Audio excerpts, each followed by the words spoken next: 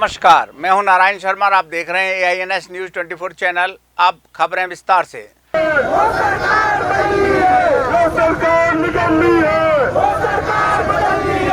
आम आदमी पार्टी का आरोप है कि बढ़ती गर्मी में प्रदेश की जनता पेयजल के संकट से जूझ रही है और राज्य सरकार इस दिशा में कुछ नहीं कर पा रही है। अपना विरोध दर्ज कराते हुए आम आदमी पार्टी के कार्यकर्ता बड़ी संख्या में बिलासपुर में प्रदर्शन करते नजर आए।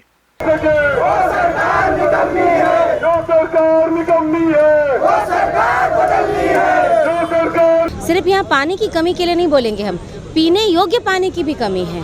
पानी तो आ रहा है पर उस कैसी कंडीशन में आ रहा है, कहीं पे नल है तो उसकी टोटियाँ नहीं है। टोटी न होने की वजह से जितना पानी वेस्ट होता है उससे पूरे परिवार को पानी मिल जाता है। कहाँ जहाँ पे हैंडपम्प है वहाँ पे इतना कचरा पड़ा हुआ है कि लोग पानी कैसे भरें। अगर कहीं पानी आ रहा है वहाँ पे फ्लोराइड इतना ज़्यादा है कि लोगों को, बच्चों को दांतों की दांत सड़ते हैं, फ्लोराइड से लाल हो जाती है जबान, दांत खराब होते हैं।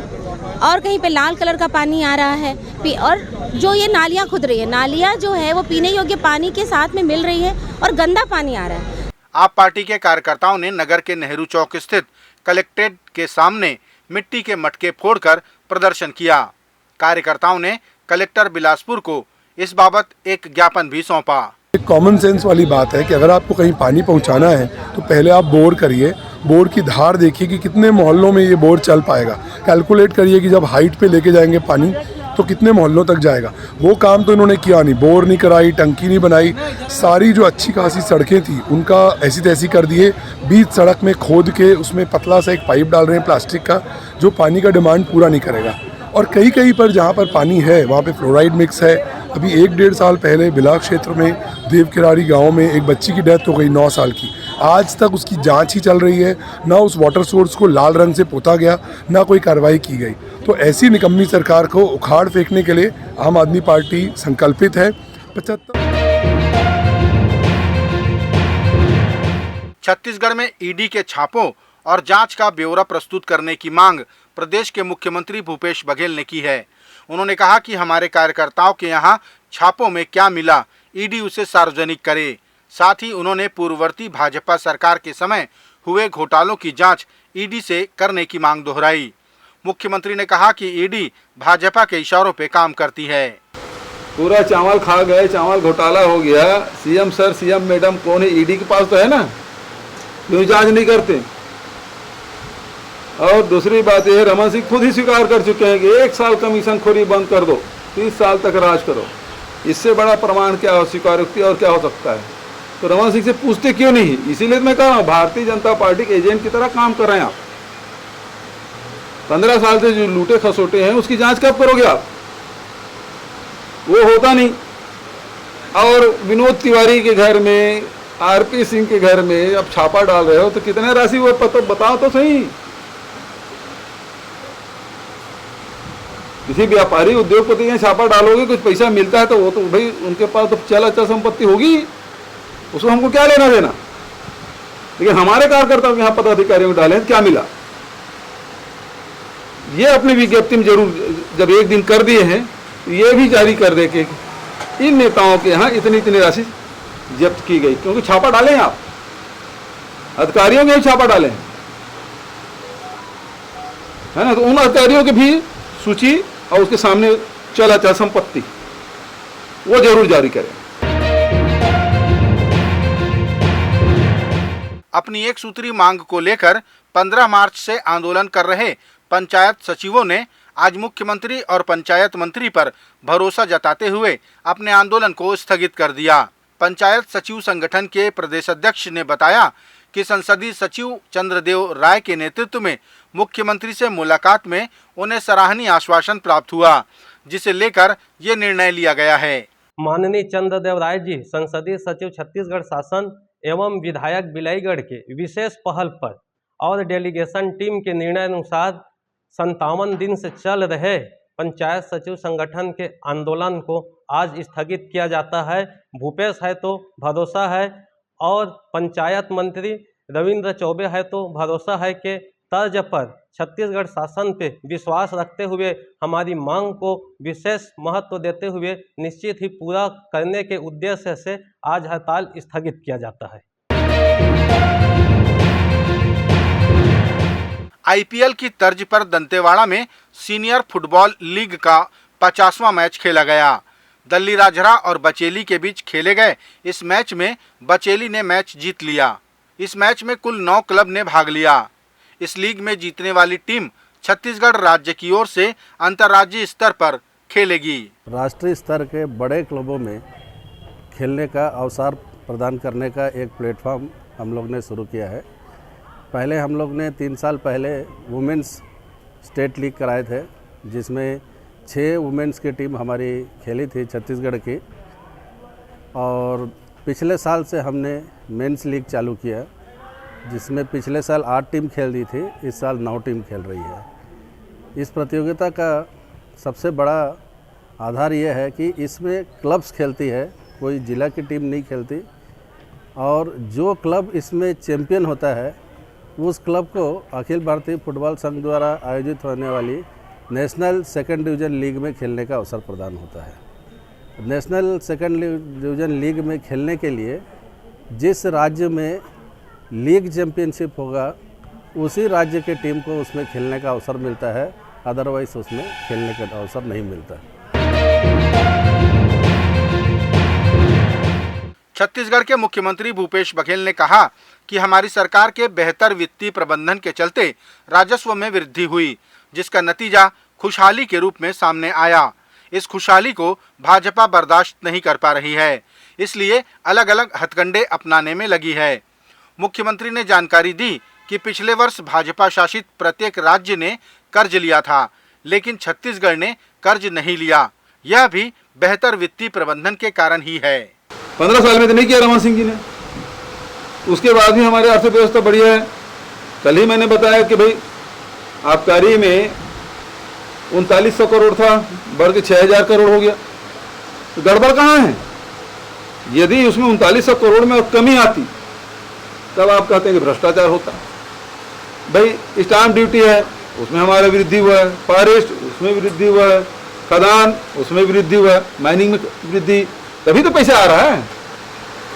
जो योजनाएं पिछले सरकार ने संचालित नहीं किया और उसके बाद हम संचालित करके किसानों के, मजदूरों के, आदिवासियों के, महिलाओं के, युवाओं के खाते में पैसा डाल रहे हैं, इसका मतलब यह है कि हमने वित्तीय प्रबंधन अच्छा किया और साथ साथ राजस्व में वृद्धि की, तभी तो पैसा वितरण हो पा रहा। हम पिछले साल कर्ज भी नहीं लिए। भारतीय जनता पार्टी जितने राज्य हैं सब में देखो सब कर्जा लिए हैं, हजारों करोड़ के कर्जा लिए हैं, और हमारे छत्तीसगढ़ हमने कर्जा नहीं लिया। तो हमारा वित्तीय प्रबंधन भी ठीक रहा और आय में वृद्धि कैसे करें। लगातार मंत्रियों के साथ, अधिकारियों के साथ बैठ के हम योजना बनाए। अभी स्टाम्प ड्यूटी आप देख लें, पहले 1100 करोड़ था, आज बढ़ के कितना हो गया? 1700 करोड़ हो गया, जबकि कोरोना काल था 2 साल।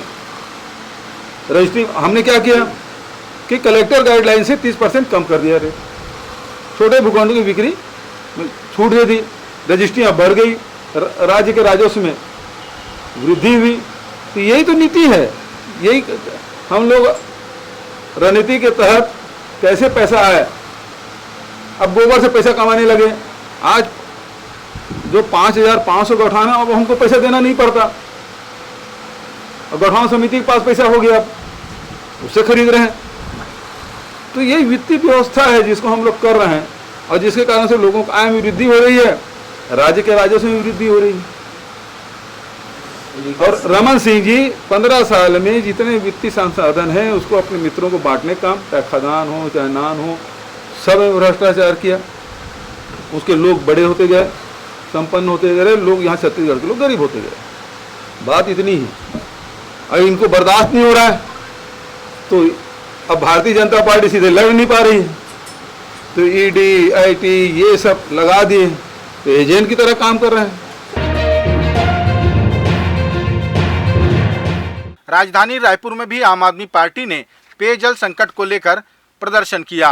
अंबेडकर चौक में आम आदमी पार्टी के नेताओं और कार्यकर्ताओं ने सरकार पर आरोप लगाया कि मई महीने में ही राजधानी व उसके आसपास के इलाके पेयजल संकट से जूझ रहे हैं।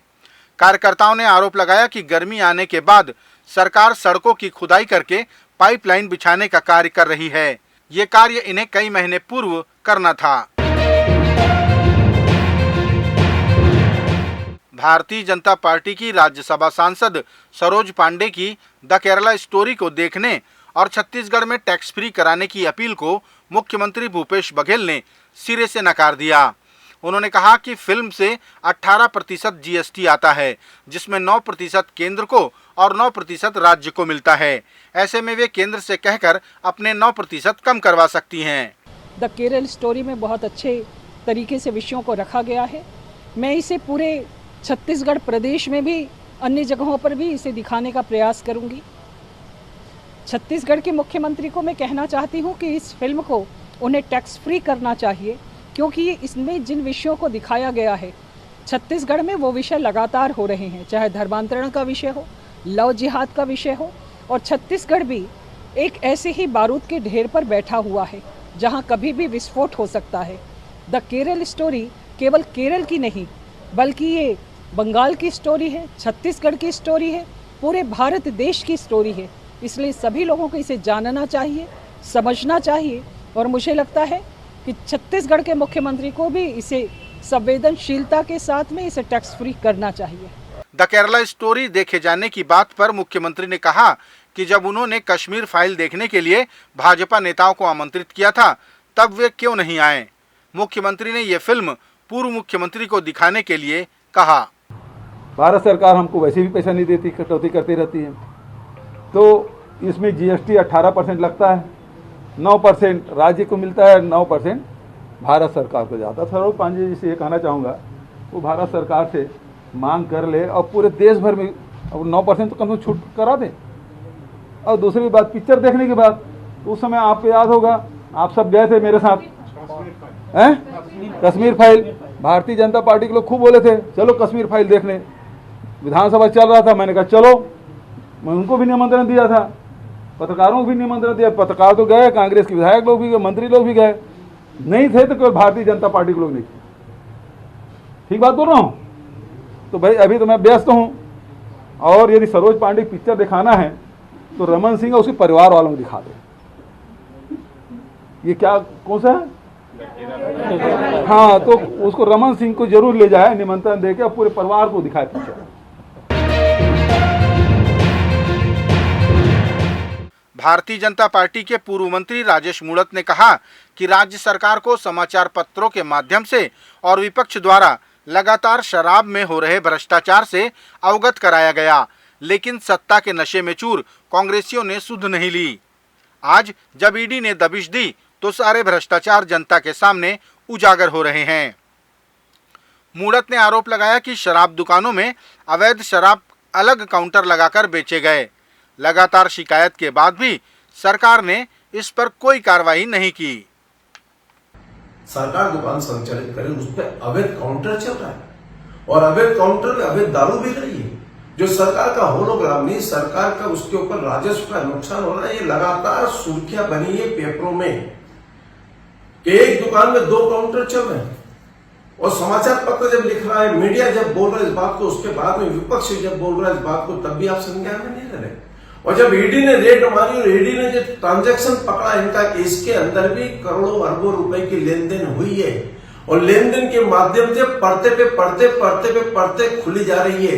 जब शराब की दुकान पे जाकर रेड मारते तो वहां 2 प्रकार की दारू और 2 प्रकार के काउंटर पकड़े जाते हैं, तब समाचार की सुर्खियां बनती है। उसके बाद में लगातार सरकार ने आबकारी विभाग के अधिकारियों को लगातार पूछताछ करती है, ईडी के लोग, और जब उनसे जो तथ्य मिलते हो तथ्यों के आधार पर इसका सिंडिकेट का संचालन कौन कर रहा है, और जब जो संचालन करता है उसके यहाँ से जानकारियां मिलती है, उनके यहाँ से कागज मिलते हैं, उनके अधिकारी लोग बताते हैं। पूछताछ के अंदर जब क्रॉस एंट्री होती है और ये सब होने के बाद में अगर तथ्य उजागर होते तो उसके बाद में भूपेश बघेल जी बोलते भ्रष्टाचार नहीं।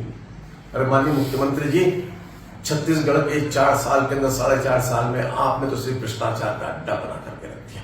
ये थे आज के प्रमुख समाचार। आप देख रहे थे AINS News 24 यूट्यूब चैनल। कल फिर मिलेंगे, ताज़ा तरीन समाचारों के साथ। तब तक रोजाना की ताज़ा खबरों के लिए आप हमारे लोकप्रिय यूट्यूब चैनल AINS News 24 को सब्सक्राइब, लाइक और शेयर करना ना भूलें। नमस्कार।